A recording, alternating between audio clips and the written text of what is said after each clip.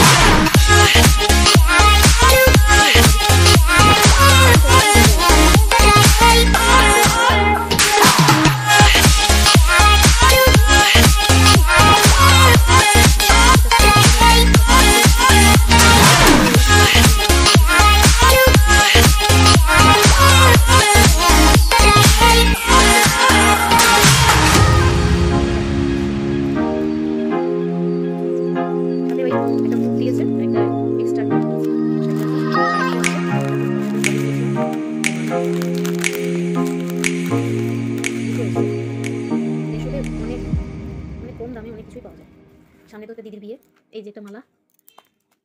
Hello friends, আমার ভিডিওটা কেমন লাগলো তোমাদের প্লিজ জানাবে কমেন্টে।